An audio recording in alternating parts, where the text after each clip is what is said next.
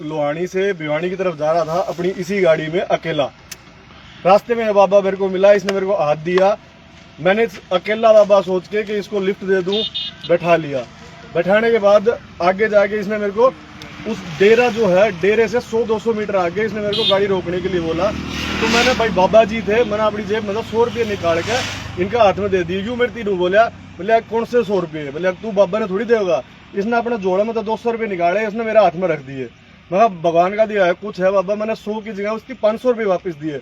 इन्होंने बोले इतना एडे गंगा दिखा दूं, भाई एडे वो करवा दूं।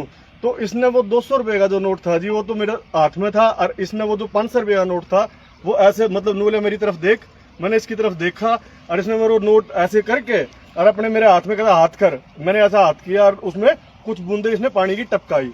उसके बाद मुझे ऐसा एहसास हुआ कि मैं किसी सम्मोहन में हूँ। इसने मेरे को बोला, बोले मखा बाबा कोई बात नहीं, तेरे पैसे कैसे ले जाऊंगा? बोले फोन में तो होंगे, फोन में तो होंगे। मखा हाँ फोन में हूँ। बोले अल्लाह नंबर लिख, नंबर लिख। तो इसने मेरे को बोला, बोले क्यों नंबर है वहाँ बता बाबा कितने? बोला जितना तेरा जी करे उतने दे दे। मैंने जी 21,000 रुपये की ट्रांजेक्शन की, 21,000 की ट्रांजेक्शन की। मैं बोला तेरा नाम का मैं वो लगाऊंगा, बोले ना भाई भंडारा बंडूरा करूंगा। बोले तू 30,000 रुपये और कर दे। मैंने उसमें 30,000 रुपये और किए जी। जब वो दूसरी बार 30,000 के लगे तो मुझको ऐसा लगा कि मैं किसी सम्मोहन में हूँ। तो जब मेरे वो छूटा, इसने मेरी ये चैन पकड़ रखी थी। बोले क्या चैन दे दे। मैंने इसको ये बोला जी ये चैन मेरे माँ की और मेरी बीवी की है, मैं यह चैन तो बाबा मैं ना दूँ। बोले गाड़ी दे दे। मान बाबा तू गाड़ी ले दे। कौन सी बाबा? इतनी देर में तो ये नीचे उतर गया।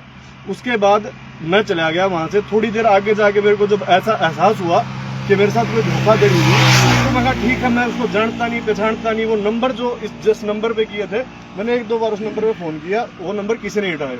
उसके लगभग 3-4 दिन के बाद मेरे को अननोन नंबर से कॉल आती है। उसमें यही मेरे बोला भगत सुनील, और ये मेरे से दोबारा कुछ पैसे डलवाने की मांग करते हैं कि सेवा कर दे।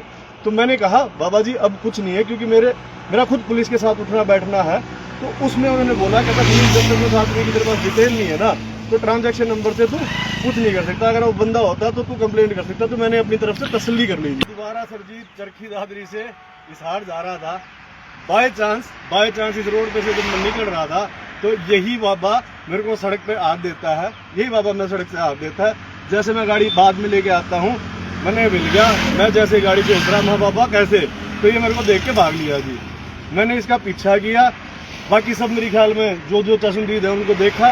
ये बाबा वहां से अपना जोड़ा झपटा फेंक के पहले इस तरफ खेत में गया, फिर उसमें से मैं गाड़ी घुमा के यहाँ लेके आया, फिर यहाँ से भागा। फिर कोई ट्रैक्टर वाले ने रोका इसे, और फिर वहां से जाके फिर जब भीड़ थी, 1-2 भाई थे मेरे ख्याल में, ये थे इन्होंने मेरे से पूछा क्या हो गया। मैं कहा बाबा धोखाधड़ी करा लोगों के साथ, और बाज रहा, ये सड़क के सड़क बाज रहा था।